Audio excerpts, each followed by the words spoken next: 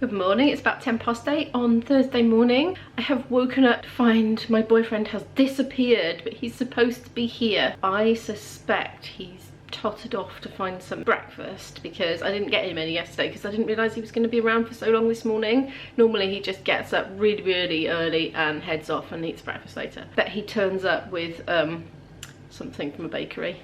Moments later, and he has arrived and he's making the coffee. Yay! Right, you might be wondering where the fridge has gone. The fridge is now in the cellar. My hunky muscle man here moved it for me.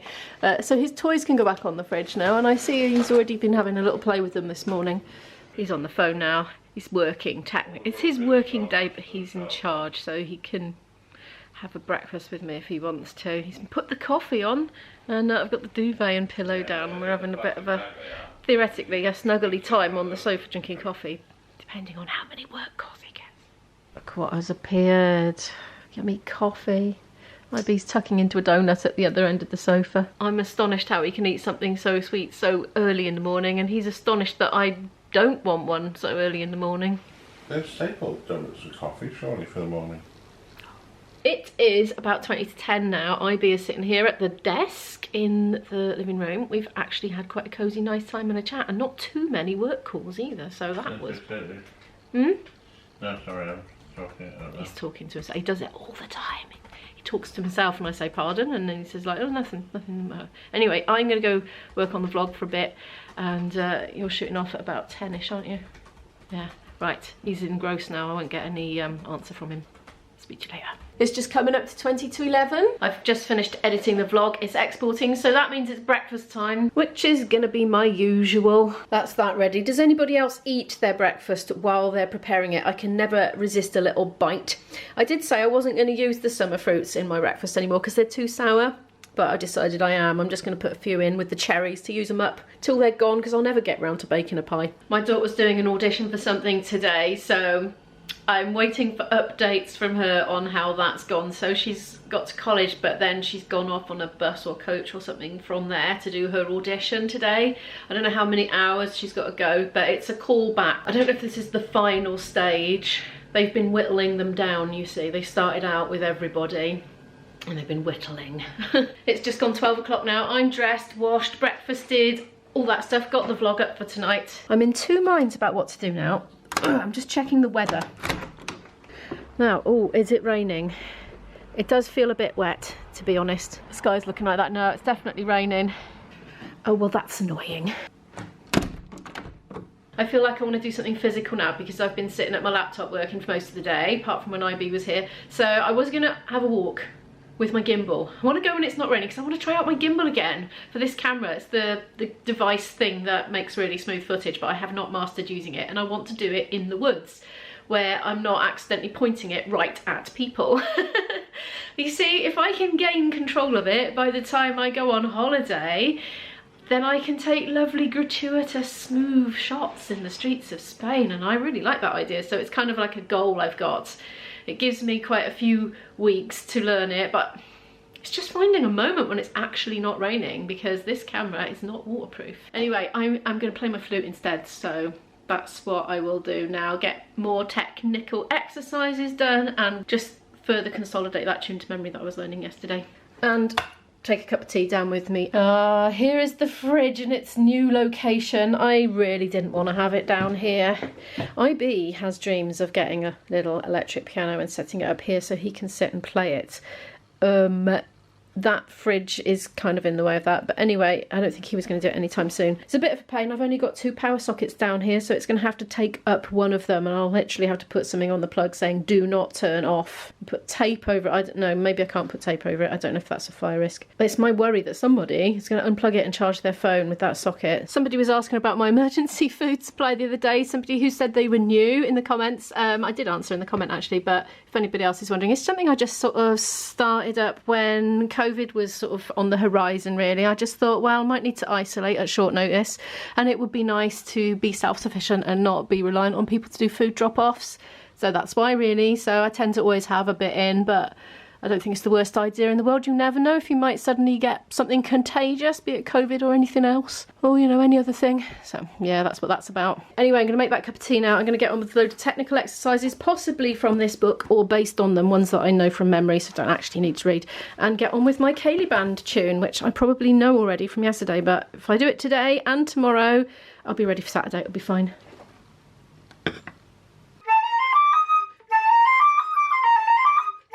The thing with playing the flute and other instruments that require fingers is you need your fingers to all be of equal strength and responsiveness, you know, like reflexes, like think that needs to go down, it needs to be able to go down with as much strength and as fast as that one. But naturally, some fingers are stronger and faster than others, like, you know, those ones are tending to lag behind. And so if you don't practice for ages, it all becomes uneven again. If you're in practice and you're doing your scales and exercises every day, they're all good and fast and responsive. But do what I've just done, have basically a month and a half of very minimal practice, it all goes. So I am going through the pain barrier and just going through my scales slowly, finding the areas where, oh, okay, I'm struggling with that portion of the scale because these fingers are just not moving fast enough. So, and then you end up just repetitively working on those maybe 2 or 3 notes, up and down, up and down, up and down, and maybe jumping from one to the other, and so on. And you have to do that every day pretty much to get them back to where it once was. Oh, actually, speaking of, you know, finger exercises, there's actually something you can get called a grip master. There, that's a grip master. You can buy them and keep them in your pocket so that when you're out and about and you can't be practicing your instrument, you can be going like this, exercising all your fingers. It's like a workout machine for your fingers. Maybe I should get myself one, actually, because, yeah, but I've always thought there's no substitute for just practicing with the instrument. But, I mean, there are moments, you know, in busy lives when you've got kids, maybe you can't put the hours in, working full-time job, you know, you could have those moments on the bus stop, like with your little machine. Right, I'm gonna get on and speak to you when I'm done.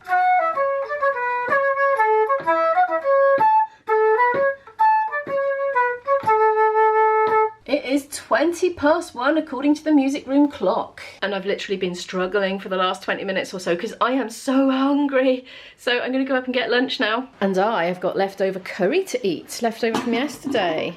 No rice though, but I've got a plan, which involves this ready-made rice that I got from B&M Bargains. It says £1.9. I think it was less than that, actually. I think it was £1. I quite like this. It's my normal camping rice, but I'm just too hungry to faff around cooking fresh. So I'm gonna have that. Oh, yum. I think I could do it in the microwave. Ah, now I made a mistake with these before. You've got to give them a good squish like that. Squish them all up before you put them in, because I didn't before and they came out with these huge lumps.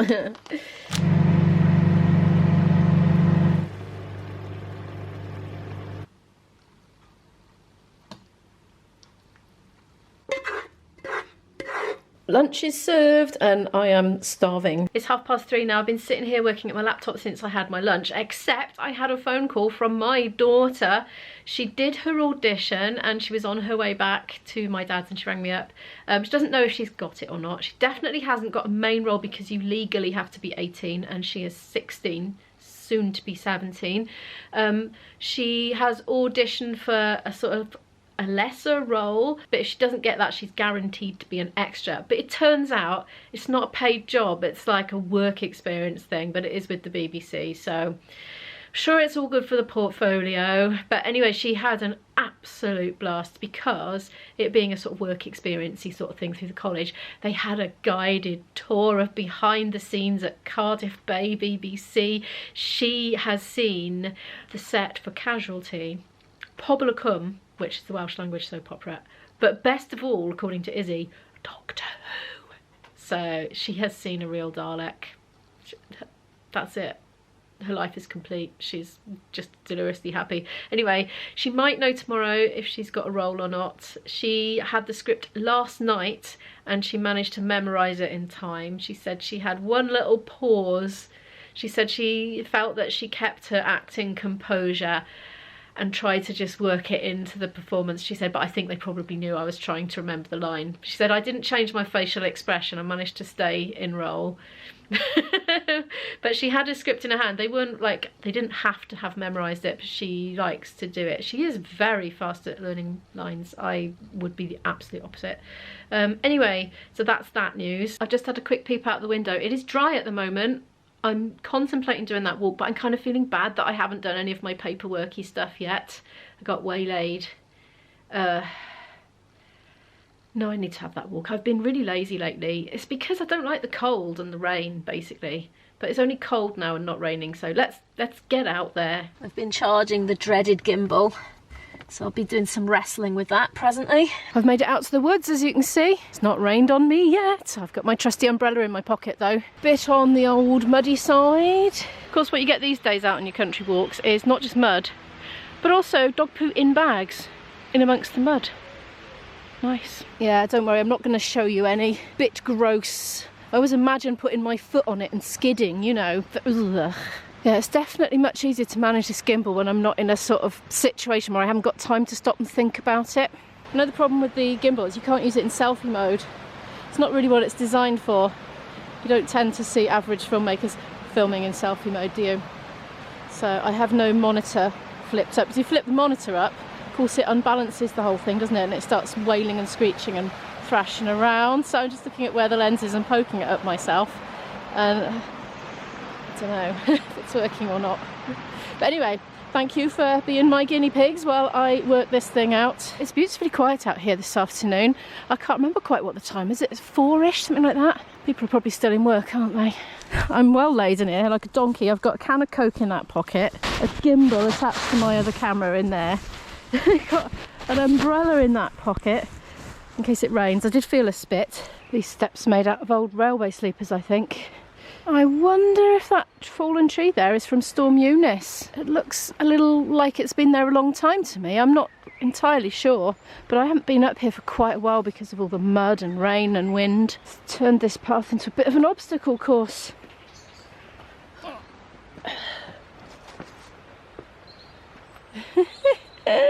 I'm trying to find me.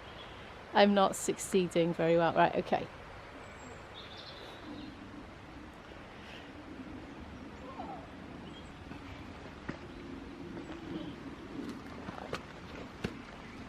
Oh, ah, stop it. Oh no. Right, this is what it does. Right, calm down.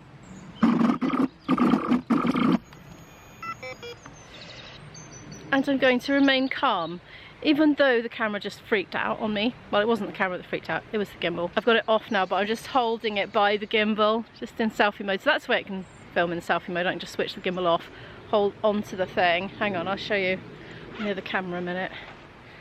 My handy other one. Right, so if I just hold it like that, I can actually film in selfie mode, so it's alright. Cool, what a blinking palaver, eh?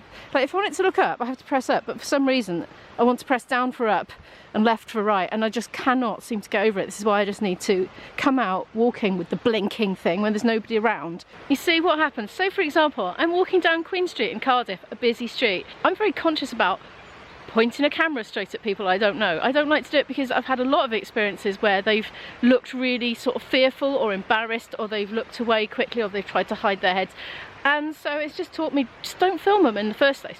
But I'm going around with this unruly flipping gimbal, pressing the button to try and quickly whip it away so it's not pointing at them, and it goes further towards them and they look horrified. So yeah, that's why I'm trying to master it. But I've got to be honest, it's a bit muddy underfoot and it's maybe not the best terrain because I need to be seeing where my feet are going. There's another one of those dog poo bags. You see, they're everywhere. Gross. Oh my gosh, I found another tree that has been presumably Euniced. Look at it. It's just gone right over. All its roots are exposed by there, look. Up. We'll get there. God, it reminds me of a creature or something. A dragon. Oh no, my foot's going in the hole. Yeah, I fell in that hole down there. Oh, here we go again. Right, abort mission. We're gonna go under this hulk anyway. Look, that's the tree that's come down. It's amazing. I'm going this way. And when I get to the top, I'm going to sit down and have a can of pop. When I've reached the top of the hill, literally just about to sit down at a bench and have a drink, and it's kind of starting to rain a little bit. That's a bit annoying. Never mind, I'm going to have it anyway, even if I end up walking back with it under an umbrella. Cheers. Doing this on the GoPro. It is raining. It is definitely a leave the muddy shoes at the door kind of day. I'm trying not to take my feet off there.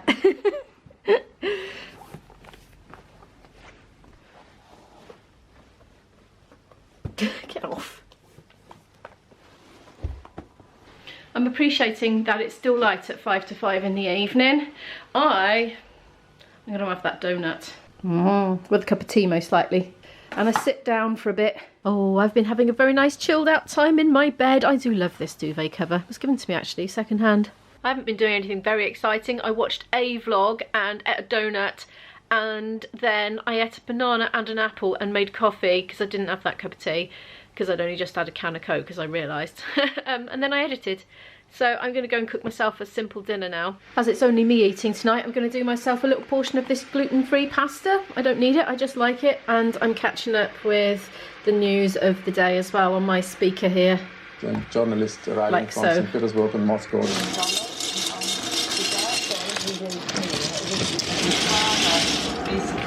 Russia, and it was clear from your conversation. All the people you need to modernize the country and to show a way into a good future for a country, creative people leaving Russia already. I mean, if the economy is crashing, it's way too early to say. From what I hear, at least from my Russian friends, is that they are... My pasta's in, boiling away. I'm gonna I'm heating myself up a bit of olive oil there. I love this olive oil they've got in B&M at the moment, or at least they did. I stocked up, I got an extra 2 because it had a long date on it. It's proper extra virgin cold extraction. I've had a good look for the ingredients and there's literally no ingredients, so I think it's the real deal. I could be wrong. Can't find any evidence to the contrary. So I better take that off the heat because that's going a bit overheated. I'm going to fry up... Oh no, the stuff is spitting from the other side. That's what's happening. The water's coming out there. Anyway, look, this is what I'm going to put in it. A bit of courgette, mushrooms, celery, green olives for that kind of zingy tang, some red kidney beans. I want chickpeas really, but I just can't be bothered to go down to the cellar to get them, and tin tomatoes. And I'll probably put some cheese on as well. Right, I better get on with that, otherwise I'm going to burn it. Vladimir, 2 questions to you. It's about 8 o'clock now. My dinner's about ready. I've strained my bit of pasta. That's about done. All I seasoned it with today was a single OXO cube, a vegetarian one. Nothing else. It's quite a simple one. Looks kind of rich and tomatoey. I've done a bit of washing up. I've done a bit of loading the dishwasher, putting other stuff away. Thank you so much for watching today's vlog. Could you please give it a like if you liked it? It really helps the channel to grow. I so appreciate that. And if you're new here and would like to follow more of my story, do hit the subscribe button and the notification bell, and I'll see you in the next one. Bye!